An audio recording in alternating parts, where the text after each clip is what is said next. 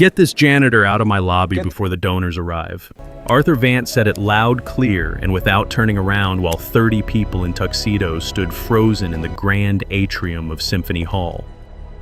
Elias Thorne, 60 years old, faded gray coveralls, scuffed steel-toed boots, didn't move. He looked up slowly from the brass door handle he had been polishing. He didn't speak. He didn't flinch.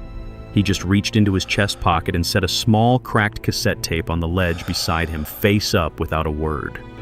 Julian Cross, walking toward the stage, stopped. His face went white. He crossed the lobby in 8 steps, picked up the tape, and turned it over in his hands. Wrong move. He just humiliated the only man alive who knew the missing notes. Let me take you back. The lobby smelled of brass, polish, and money. It always did.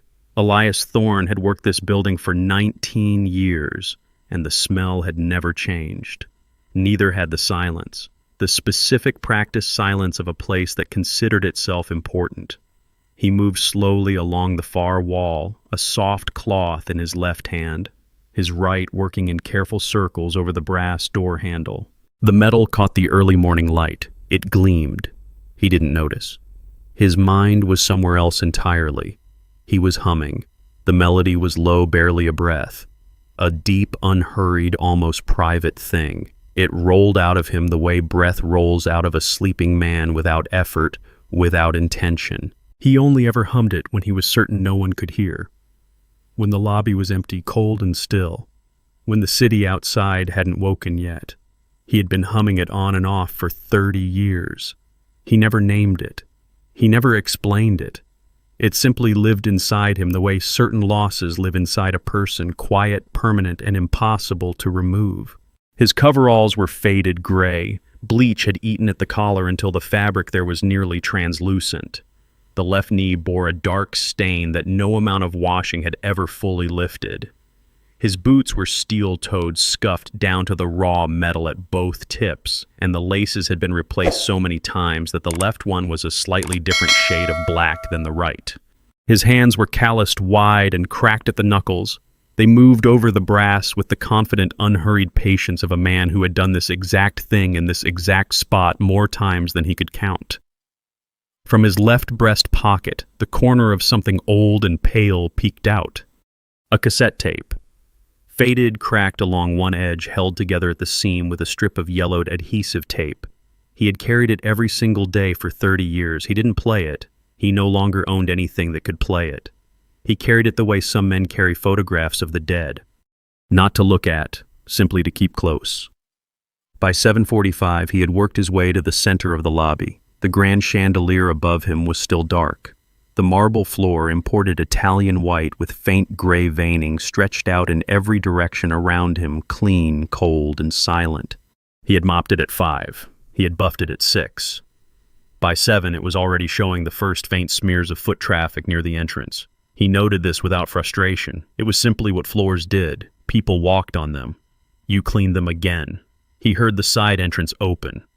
He didn't look up. He recognized the footsteps. Sharp, deliberate, and slightly too loud for a man simply walking. The footsteps of a man who needed to be heard arriving.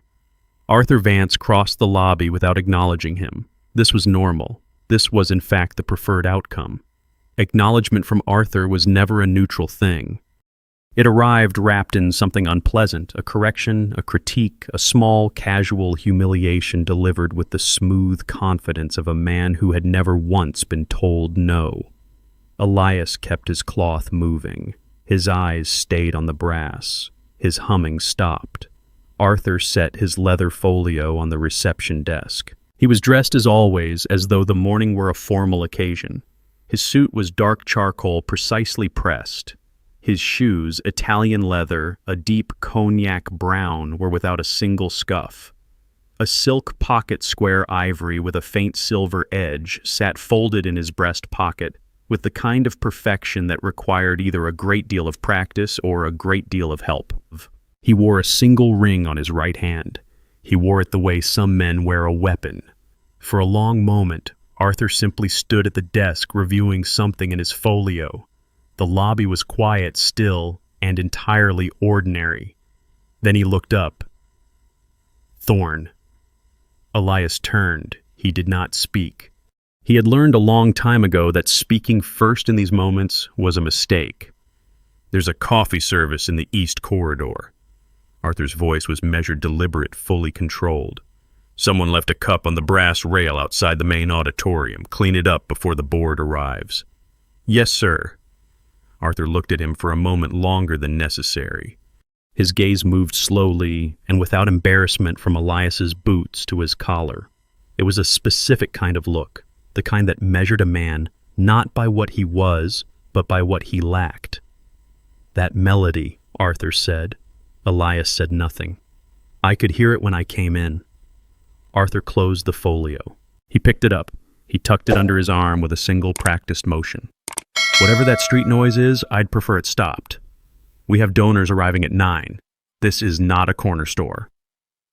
He walked away. His footsteps, sharp and deliberate, echoed across the marble and faded into the corridor beyond the far doors. Elias stood still for a moment. His cloth rested against his thigh. His jaw was set, quiet, completely composed. He breathed once slowly and turned back to the brass. He did not let himself feel it. Not yet. He reached into his breast pocket and touched the edge of the cassette tape with 2 fingers. It was still there, cracked warm from his body heat, unchanged. He pressed his thumb gently against its surface and held it there for exactly 3 seconds. Then he withdrew his hand. He picked up the cloth. He went back to work. He heard the footsteps return before he saw the coffee cup. Arthur came around the far corner of the lobby holding a ceramic mug of black coffee in 2 fingers, the way a person holds something they consider disposable. He set it on the brass rail beside the auditorium entrance. He looked directly at Elias. Then without a word, without a change in expression, he tipped it. The mug rolled. The coffee came out in a single dark wave and spread across the polished marble in an ugly, widening stain. Arthur straightened. He adjusted his pocket square. He looked at Elias with the patient, satisfied expression of a man who had just made a point. "See that you get that before it sets," he said, and he walked away.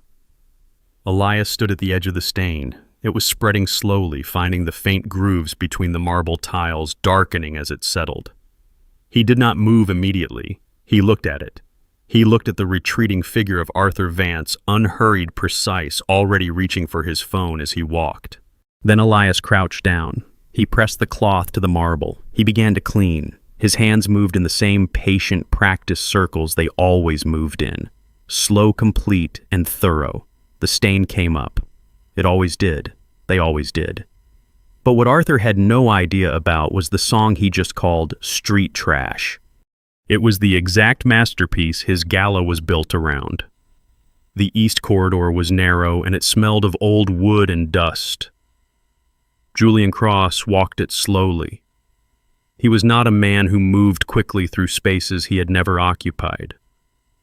He moved through them the way he moved through music, carefully, deliberately, with the particular attention of someone listening for something no one else could hear. His shoes were quiet on the bare concrete. His coat was dark, unbuttoned, trailing slightly behind him as he walked. He held a small, handheld recorder against his left ear. His eyes were nearly closed. The tape played. It was barely audible from 3 feet away. A dense, static-filled crackle, a thin ribbon of ancient magnetic sound bleeding through the recorder's single small speaker. Beneath the hiss, beneath the warping and the dropout and the damage of 30 accumulated years, there was a voice. Low, resonant, impossibly controlled. A baritone of a specific, irreplaceable quality, the kind of voice that does not simply fill a room, but reorganizes it, pulling every loose and wandering thing toward a single inevitable center. Julian had listened to this tape 412 times. He knew because he had counted. He still could not fully hear it. The damage was too deep, the signal too degraded. But what remained was enough. It was more than enough. It had consumed 11 years of his professional life, and he did not regret a single one. He stopped walking. He stood in the middle of the corridor and held the recorder still. The tape reached the passage he had marked. 17 seconds. A sustained open vowel on the 3rd descending interval of the Harlem Sonata's 2nd movement. The voice held it without wavering, no vibrato, no ornamentation. Simply the note held clean and full, and certain the way a column holds a ceiling. Julian closed his eyes completely. He let the 17 seconds pass. Then he lowered the recorder. He stood there motionless, silent, completely composed. The Harlem Sonata had been composed in 1991 by a woman named Rosa Vidal, a Cuban-American pianist working out of a shared rehearsal space in West Harlem. She had written it in 6 weeks alone during a winter so brutal that 3 of the pipes in her building had burst and she had practiced in her coat. The piece was structured for piano and a single unaccompanied baritone voice. The vocal line was not an accompaniment. It was the other half of the argument. Without it, the sonata was a question, with no answer, complete in its craft, broken in its soul. Rosa had recorded a single reference tape in March of 1994 with a vocalist she identified in her notes only by the initials E.T. She had planned to record the full performance in May. In April, she died, a car accident, quiet and final on a Tuesday morning. The reference tape passed through 3 different estates and 2 storage auctions before it arrived badly damaged in a box of miscellaneous reel-to-reel recordings purchased by a music archivist in 2004. Julian had heard about it in 2013. He had obtained a digitized copy in 2015. He had been looking for E.T. ever since. E.T. was not in any registry, not in any union record, any performance log, any conservatory archive. The initials appeared nowhere in Rosa's professional correspondence, nowhere in the accounts of anyone who had known her during those years. Julian had interviewed 31 people. He had filed records requests in 4 states. He had hired over the course of a decade 2 separate music researchers, one of whom had spent 8 months in New York archives before concluding that E.T. had likely never performed professionally. The voice on the tape, trained extraordinary, technically precise, belonged to someone who had simply stopped. Julian could not accept this. He had built a career on the recovery of lost music, on the patient, obsessive excavation of sound that history had misplaced or discarded. He had restored 3 forgotten concertos, 2 suppressed folk collections, and 1 incomplete opera abandoned at the death of its composer. He had never failed to find what he was looking for. He did not intend to begin now. He pressed play again. The crackle, the hiss, the voice. He stood in the service corridor of the Symphony Hall, listening to a ghost. 30 years earlier, in a room that smelled of antiseptic and recycled air, a young man had sat in a plastic chair beside a hospital bed and looked at a stack of papers on a thrift store table beside him. The papers were bills, chipped at the edges, yellowed, even then covered in numbers that rearranged themselves in his mind no matter how many times he looked away and looked back. Leukemia, his daughter. 7 years old, small, brave, and entirely unafraid in the way that children are sometimes unafraid of things they do not yet have the language to understand. She called it her tired sickness. She had named it the way children name things to make them smaller. Elias Thorne had looked at those numbers for a long time. He had done the math in his head slowly, carefully, and then he had done it again. He had a recording session booked for May. He had attached to that session a label interest that his manager called cautious but real. He had a voice. He had always had a voice. His choir director at 15 had told him with the blunt, absolute certainty of someone who had heard 1,000 voices and knew the difference that his was one in a generation. He had looked at the bills. He had looked at his daughter. He had picked up the phone. He had called his manager.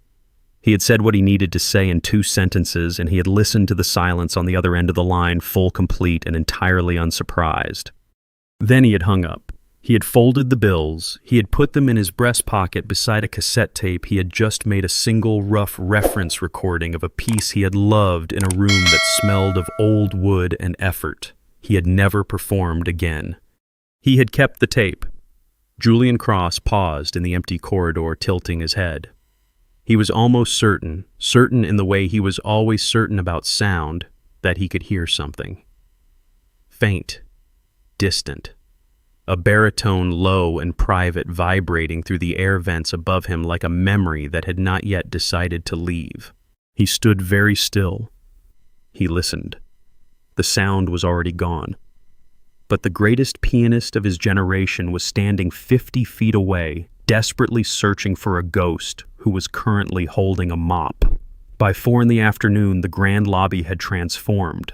It was unrecognizable.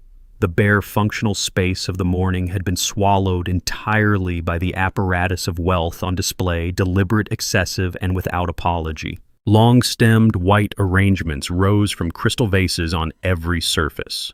The chandelier above the entrance burned at full capacity, throwing sharp light across the marble in hard, dramatic angles. Velvet ropes, deep crimson, sectioned the floor into territories. The plush carpet of the grand ballroom began precisely where the ropes ended. Beyond them on the other side, the bare cracked concrete of the service corridor continued in the opposite direction, unlit, undecorated, and entirely invisible to anyone standing in the light. Elias stood in the corridor. He had been standing there for 2 hours. Arthur had given the instruction at 2 o'clock directly without explanation in front of 4 other staff members.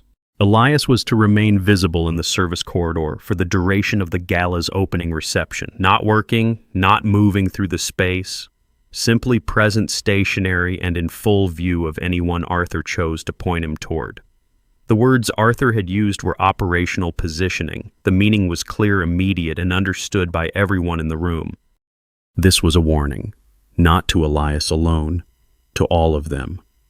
Elias had nodded. He had taken his position. He had not moved since.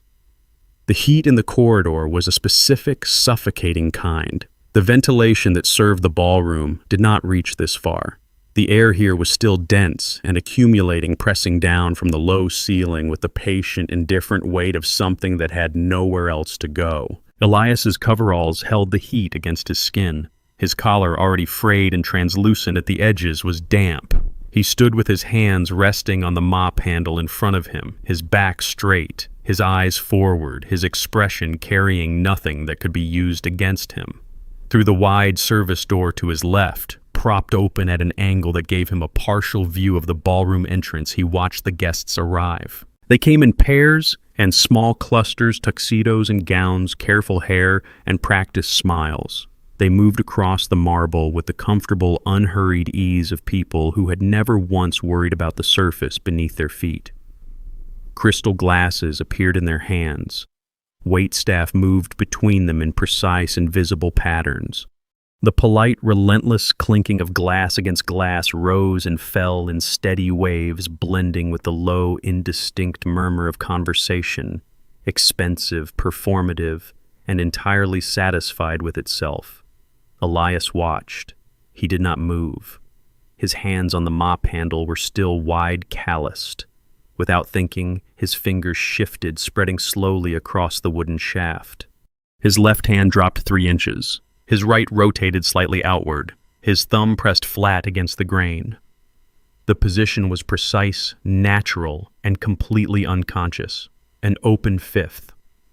His hands rested there perfectly formed in a chord shape that belonged to a different life entirely. Clara noticed. She was moving quickly through the corridor behind him, arms full, a flat of displaced floral arrangements balanced against her chest, her jaw set with the concentrated effort of someone who had been running since 7 in the morning and had not yet been permitted to stop. She was 22 small and possessed of the particular observational sharpness that develops in people who are never invited to speak in rooms but are always required to be present in them. She saw his hands. She slowed for exactly 2 seconds. She looked at the position of his fingers, deliberate, complex, and entirely at odds with everything around them. Then she moved on. She filed it away. Clara filed everything away. The arrangement she was carrying belonged in the east alcove. Arthur had specified the east alcove at 11 that morning in writing in the brief he distributed to all event staff. Clara had placed it in the east alcove. At 3:45, Arthur had walked past it and stopped. She heard him before she saw him. His voice carried the specific carrying quality of a man who had long ago decided that volume was authority. Who authorized this placement? It was not a question. Clara turned. She set the remaining flat carefully against the wall. She kept her voice even, measured, and direct. "The brief specified east alcove for the tall arrangements, Mr. Vance. I placed them according to The brief," Arthur said, "is a document I write for people who can follow basic instruction." He stepped toward the arrangement. He looked at it with the deliberate, withering attention of a man searching specifically for something to condemn. "This is a sightline obstruction.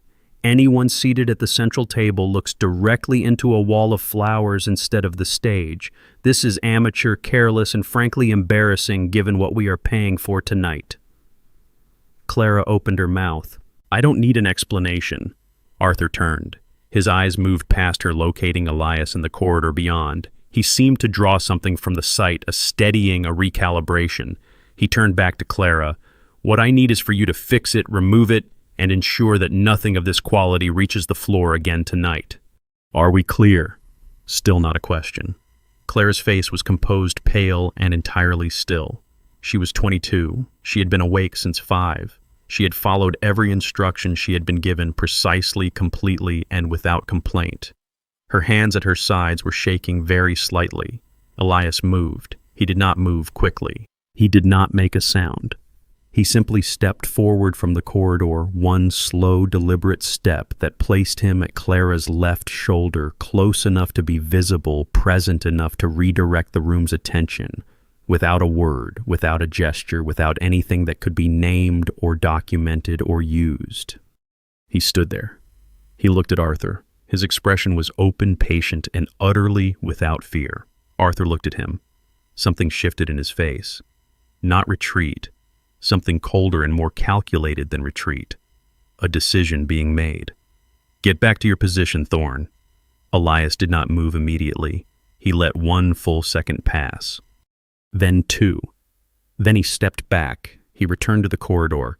He placed his hands back on the mop handle. Clara looked at him. Her eyes were wet. He did not look back at her. He kept his eyes forward, his back straight, his face carrying nothing that could be used against him. But the silence he carried wasn't submission. It was a loaded gun, patient, steady, and waiting for the safety to click off. By 7 in the evening, the gala was at full capacity. The ballroom held 200. The lobby held another 100 beyond that, donors, patrons, and board-adjacent guests arranged in careful social formations, champagne in hand, conversation measured and deliberate. The chandelier burned above all of it, indifferent and brilliant. The marble floor reflected everything back at double intensity, the light, the gowns, the careful smiles, the cost of every single thing in the room. Elias was still in the corridor. His shift had technically ended at 6. The medical bill in his breast pocket, folded twice along the same worn crease it always carried, had ended any consideration of leaving early. His daughter's ongoing therapy ran $1,200 a month after insurance. His pension vested in 4 months. 4 months was not a long time. 4 months was exactly the distance between where he was and where he needed to be, and he intended to cover every inch of it without incident. He stood. He waited. He kept his hands on the mop handle and his expression on nothing in particular. Arthur moved through the lobby the way he always moved through spaces he controlled, unhurried, proprietorial, radiating the specific ease of a man who had never once entered a room uncertain of his welcome. He stopped at intervals to accept compliments, to laugh at precisely the right moments, to place a hand briefly on the arm of someone important. He was performing. He was very good at it. The room responded to him the way rooms respond to a current organizing itself around his movement without being entirely aware it was doing so. He had not looked at the corridor in 40 minutes. Then he did. His eyes found Elias. They stayed there for a moment, measuring, calculating, and arriving at a decision with the smooth efficiency of a man who made this particular kind of decision often and without effort. He reached for a passing waiter's tray. He lifted a crystal champagne flute between 2 fingers. He turned away from the tray toward the center of the lobby, and he began to walk. 30 guests occupied the immediate space. Tuxedos, gowns, careful hair. They were mid-conversation, mid-gesture, mid-sip. They did not know yet what was about to happen. Clara was stationed near the east corridor entrance, a clipboard at her side. her eyes already moving toward Arthur with the alert, exhausted attention of someone who had learned to read his direction the way sailors read weather. Arthur crossed the lobby. He did not slow. He came to a stop 6 feet from the service corridor entrance, directly in the sight line of 30 people, precisely in the wash of the chandelier's strongest light. He looked at Elias. He smiled. It was a specific smile, patient, satisfied, and entirely without warmth. "Thorn," he said. His voice carried easily in the space. It was designed to. "I seem to have had a small accident." He opened his hand. The crystal champagne flute dropped. It did not slip. It did not fall. It was placed into the air with a controlled, deliberate release, the way a man places a period at the end of a sentence he has already decided to write. It fell straight down and hit the marble at full force. The sound was sharp, high, and absolute. It shattered into a wide, glittering fan of fragments inches from Elias's steel-toed boots. The champagne spread outward in a pale, fizzing arc across the white marble. No one spoke. No one moved. 30 people in formal wear stood in complete and total silence. The conversation in the room did not simply pause. It stopped clean, as though a hand had been placed over a speaker. Clara pressed her clipboard against her chest. Her knuckles were white. Arthur looked at the shards on the floor. He looked at Elias. His expression did not change. "Wipe it up," he said. "And if I ever hear you making that animal noise in my lobby again, you won't just lose your job. I'll make sure you lose your pension." Elias looked at him.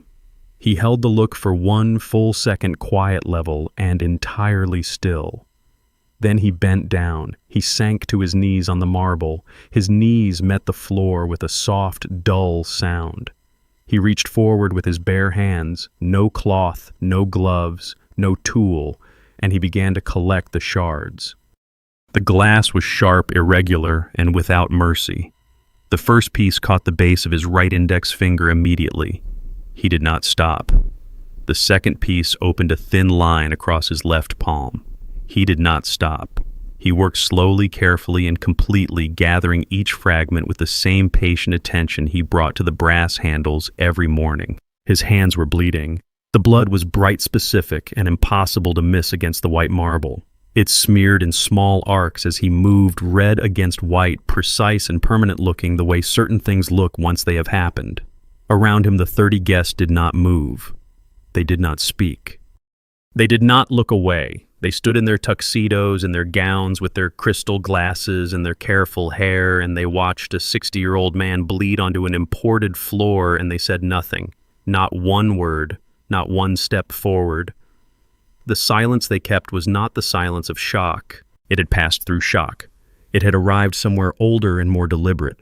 The silence of people who had decided without discussion and without acknowledgement that what they were witnessing was not their business. Clara took 1 step forward. She stopped herself. Her eyes were wet, bright, and furious. She looked at Elias on the floor. She looked at the blood on the marble. She looked at Arthur standing above it all with his hands clasped behind his back, his expression composed, patient, and entirely satisfied. She said nothing. She was 22. She had no pension to protect, but she had seen what Arthur had done to people who stepped wrong, and the specific, suffocating weight of that knowledge held her exactly where she was. Julian crossed past the lobby entrance at speed, moving toward the stage wings. His coat was on. His hands were in his pockets. His eyes were narrowed, focused somewhere ahead of him. He slowed as he passed. His gaze moved across the tableau and the lobby, the kneeling man, the shards, the blood, the silent crowd, and Arthur at the center of all of it. Something moved behind Julian's eyes. He did not stop. He continued toward the stage. Elias picked up the final shard. He placed it carefully with the others in his palm. He closed his fingers around them. He swallowed once, slow and deliberate. He waited, because the music was about to begin.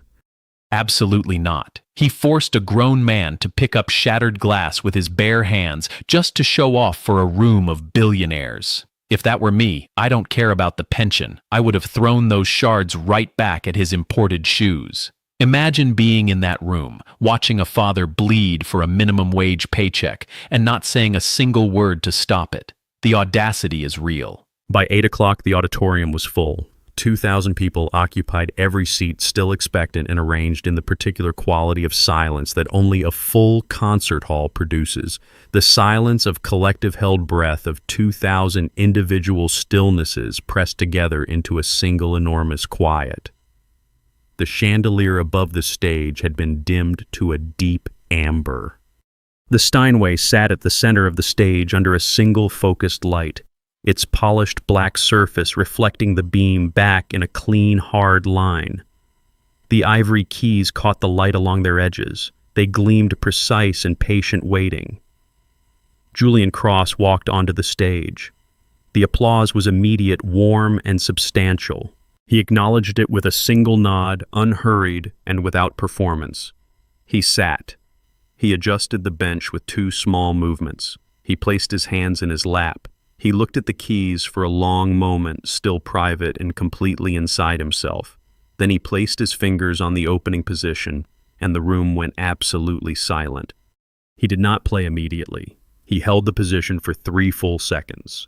The silence in those 3 seconds was a different kind of silence from the one before, denser.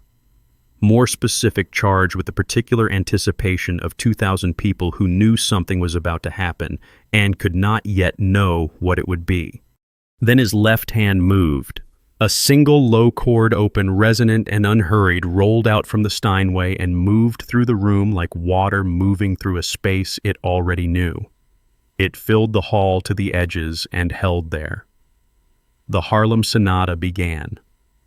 In the service corridor, Elias stood in the dark. The bandages on his hands were thin, white strips of medical tape from the first aid kit Clara had pressed into his hands without a word 40 minutes earlier. He had wrapped them himself quickly and without ceremony, the way a man wraps something he intends to get back to work on. His coveralls were unchanged, his boots were unchanged. He was unchanged outwardly entirely. He stood with his back to the wall and his hands at his sides, and he listened. The sound reached the corridor in layers. The low frequencies arrived first, the bass notes of Julian's left hand traveling through the wooden subfloor of the stage and through the walls and through the corridor's bare concrete with the deep physical insistence of something that did not require air to move.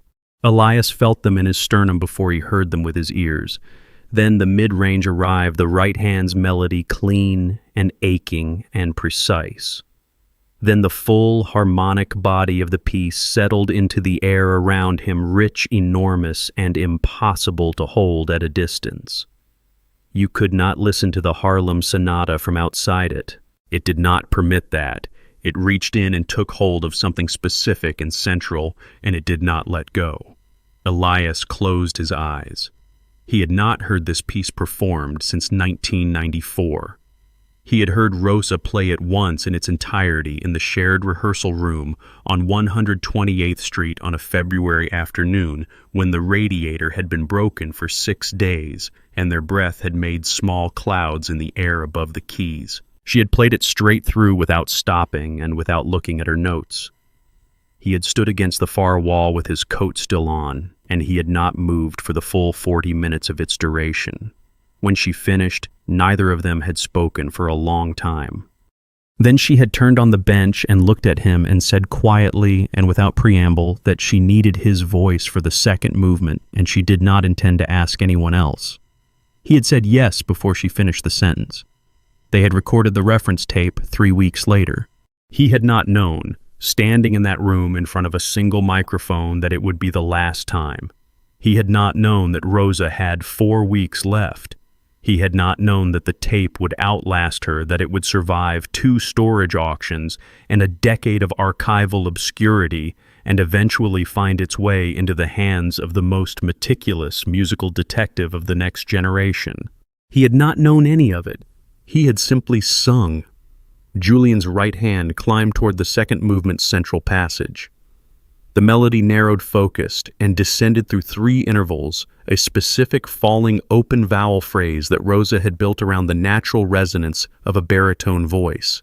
Without the vocal line, it was complete in its craft and broken in its soul. Julian played it the way he always played it, perfectly precisely, and with the specific ache of a man who knew exactly what was missing. Elias felt the passage arrive. He knew it. He had known it for 30 years. It lived in him the way the tape lived in his pocket, carried constant and impossible to put down. His chest expanded, his jaw relaxed, his bandaged hands hung still at his sides. He did not decide to hum. It was not a decision. It simply happened the way breathing happens, the way grief happens, the way certain things that have been held in place for 30 years finally move when the exact right pressure is applied from exactly the right direction. The sound came out of him low and full and unhurried, a deep baritone hum that followed the descending phrase with absolute, effortless precision. It filled the corridor. It moved into the walls. It found the wooden floorboards of the stage above him and traveled through them, vibrating the grain, reaching upward through the structure of the building itself, like a root system finding water. Julian's hands stopped. Not slowed, not faltered. Stopped. Clean, complete, and absolute, both hands lifting from the keys, simultaneously hovering an inch above the ivory in the stunned, arrested posture of a man who has just heard something that should not exist. The Steinway's last chord faded. The hall was silent. 2,000 people did not breathe. Julian turned his head. He turned it slowly with the careful, precise movement of a man following a sound to its source, the way you turn towards something you are afraid to startle. His hands hung above the keys, motionless, trembling, very slightly. Because that sound, that impossible, resonant, ghostly hum, was not coming from the speakers. It was not coming from the stage. It was coming from somewhere beneath him, traveling upward through the floorboards, rising out of the dark like something that had been buried for 30 years and had simply finally decided to come home. If you want to see exactly how this arrogant director digs his own grave, you know what to do. Now back to Julian frozen on that stage. Julian stood. He did not announce it. He did not explain it. He simply rose from the bench in a single unhurried movement and picked up the wireless microphone from the top of the Steinway, with the calm, certain gesture of a man who has already decided what comes next and has no interest in discussion. The hall was still completely silent. 2,000 people watched him stand. Not one of them spoke.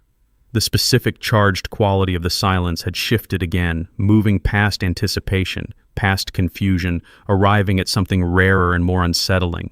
The silence of a room that does not yet understand what it is witnessing, but knows with absolute collective certainty that it is witnessing something. Julian walked off the stage. He did not use the wings. He came down the 3 steps at the stage's left edge, directly into the aisle, microphone in hand, coat still on from his entrance, moving with the focused, unhurried purpose of a man following a sound through a building he does not know. He turned left at the base of the steps. He walked the length of the aisle without looking at the audience. People turned in their seats. A low murmur began at the back of the hall and moved forward in a slow wave. Julian did not acknowledge it. His head was slightly tilted. His eyes were narrow and entirely inward. He was listening. He found the service door at the far left wall. It was unmarked, heavy, and slightly ajar. He pushed it open with one hand and stepped through. The corridor was dark, narrow, and smelled of concrete and industrial cleaner. The contrast with the hall behind him was absolute, immediate, and complete. Sound, warmth, and light ended at the door. The corridor offered none of these things. Julian let the door fall most of the way shut behind him. He stood still for a moment, adjusting. His eyes moved through the dark. He found Elias. Elias was standing against the far wall exactly where he had stood for the past 3 hours, hands at his sides, back straight, eyes forward. He had not moved when he heard the door. He had not moved when he felt the change in the air. He stood in the dark in his faded gray coveralls and his scuffed steel-toed boots with his bandaged hands hanging at his sides, and he looked at Julian Cross with an expression that was open, quiet, and entirely without surprise. As though he had been expecting someone. As though he had simply been waiting to see who it would be. Julian looked at him. He looked at him for a long time, with the specific concentrated attention he normally reserved for manuscripts and recordings. The look of a man reading something, deciphering something, confirming something he had suspected for a very long time but had not dared to state aloud. Then he said quietly and without preamble, "It was you." Elias said nothing. "The reference tape." Julian's voice was low-controlled and carrying the particular weight of a man trying to remain precise about something that is making him anything but. Rosa Vidal's recording, March 1994. The initials E.T. He paused. He looked at Elias's hands, bandaged still wide. "It was you the entire time." Elias looked at him for a moment, then he said simply, "Yes." The word landed in the corridor without echo. It was a small word. It carried the weight of 30 years. Julian closed the distance between them in 3 steps. He held out the microphone. He held it the way you hold something valuable towards someone who does not yet know it belongs to them, carefully, with both the offer and the insistence built into the gesture simultaneously. The sleek, glowing instrument sat between them in the dark, entirely out of place, absurd and necessary at once. "There are 2,000 people in that hall," Julian said, "who just heard 30 seconds of what you can do. Come and finish it." Elias looked at the microphone. He looked at it for a long time. His expression did not change. His jaw was set quiet and still. His eyes moved from the microphone to Julian's face, steady, measuring and carrying something deep and old that was not quite doubt and not quite grief, but lived somewhere between the two. "I'm the janitor," Elias said. "I know what you are," Julian said. "I also know what you were, and I know what is on that tape." He did not lower the microphone. "Come and finish it." Another long moment. Elias looked at the microphone. He looked at his bandaged hands. He looked at the corridor around him, narrow, dark concrete, and entirely ordinary. Then he reached out and took it. Julian brought him through the service door and into the light. The reaction in the hall was not immediate. It moved through the room in stages, confused, curious, and then transfixed, a wave of recognition that built slowly and broke completely when Julian stepped to the stage microphone and said in a voice that carried to every corner of the auditorium, clear, direct, and without apology, "Ladies and gentlemen," the voice of the Harlem Sonata. Elias stood at the stage's edge in his gray coveralls, his scuffed boots, and his bandaged hands. He stood under the full light of the stage with 2,000 people looking at him. He did not move. He did not adjust himself or his clothing or his posture. He stood exactly as he was. Then Julian returned to the bench. He found the second movement's opening position. He looked at Elias once. Elias closed his eyes. He breathed in slow and complete. He placed the microphone at his lips. He sang.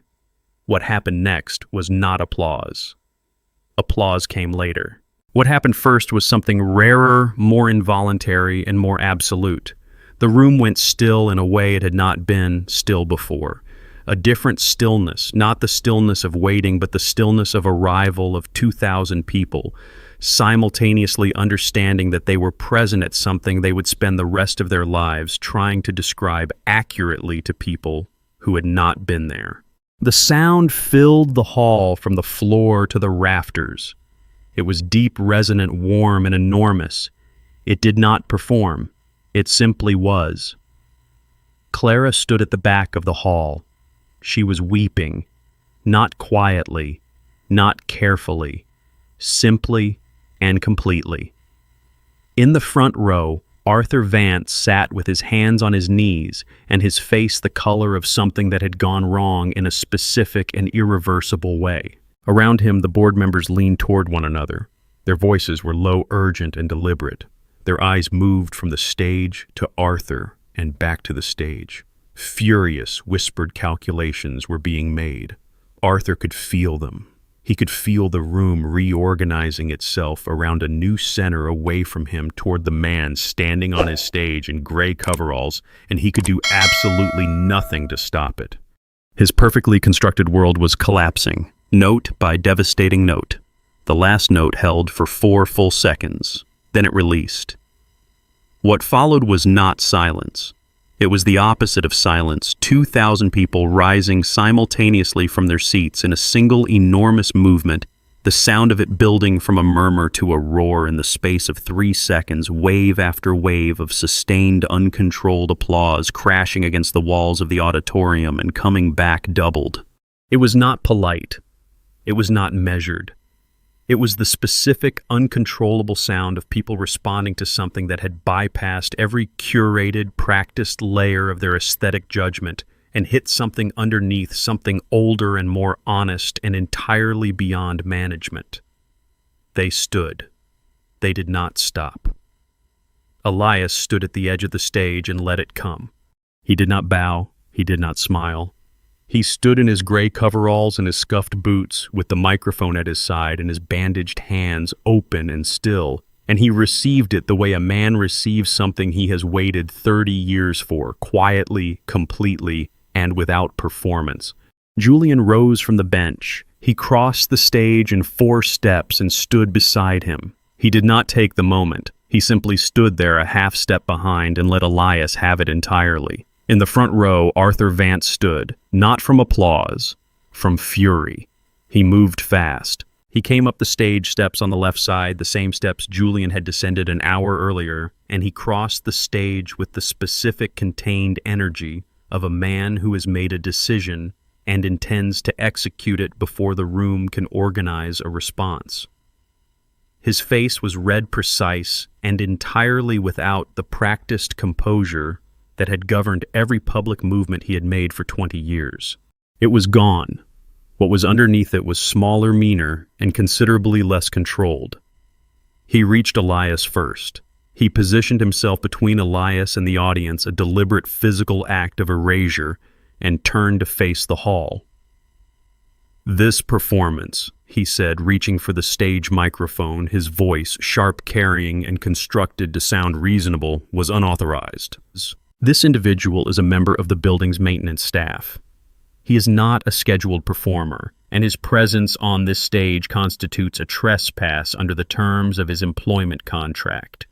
He straightened. He adjusted his pocket square with one hand. "Security will escort him out. Additionally, the stagehand who granted him access to the performance space is terminated effective immediately." The applause had stopped. The hall was silent. It was a different silence from any that had come before. Not anticipation, not awe, not held breath. It was the silence of 2,000 people deciding something. Julian stepped forward. He moved past Elias, past Arthur, and reached the stage microphone in 2 steps. He took it from Arthur's hand with a single calm motion that left no room for resistance and turned to face the audience. "My name is Julian Cross," he said. "I have spent 11 years searching for the voice you just heard. The man standing behind me is Elias Thorne. In 1994, he recorded the only existing reference tape of Rosa Vidal's Harlem Sonata, a recording that has been studied, searched for, and considered lost by the international music community for 3 decades. He paused. He looked at the front row. He recorded it, and then he gave up his career to pay for his daughter's cancer treatment. He has worked in this building for 19 years. Another pause, shorter, harder. The director of this institution was aware of a senior staff member in distress this evening and chose to respond by shattering a glass at his feet and threatening his pension in front of 30 witnesses. The board members in the front row were no longer whispering. They were still. 4 of them, the chair and 3 senior members, exchanged a look that was brief, decisive, and entirely final. The chair stood. She was a small woman in a dark dress, and when she spoke, her voice was level, unhurried, and carried the specific, quiet authority of someone who does not need volume to be heard. "Mr. Vance," she said, "your directorship is terminated effective tonight." Arthur turned. His mouth opened. Nothing came out that was useful. Security arrived at the stage steps before he could locate a response worth making. 2 of them. Patient, professional, and entirely unmoved by his expression. He looked at them. He looked at the hall. He looked at Elias standing in the full light of the stage in his gray coveralls, straight-backed, still and entirely composed. Arthur's silver director's badge was collected by the chair's assistant at the base of the stage steps. The assistant held it briefly, then placed it on the marble floor, the same marble floor where the glass had shattered 2 hours earlier, where the blood had smeared bright red against white. It landed with a small, sharp sound, a single definitive click. Security escorted Arthur Vance out of his own gala through the side entrance. The doors closed behind him. The hall was quiet for exactly 1 moment. Then Julian returned to the bench. He looked at Elias. Elias looked at the badge on the floor. He looked at it for a long moment, calm, unhurried, and complete. "Wipe it up," he said, and he walked away. Fiction. But that feeling? We all know the crushing weight of your silenced voice. It burns watching someone's arrogant pride step all over someone else's survival, just because they have the power to do it. Have you ever had to swallow your pride and endure disrespect just to protect the people you love? Drop a comment below. Like, share, subscribe. Simple.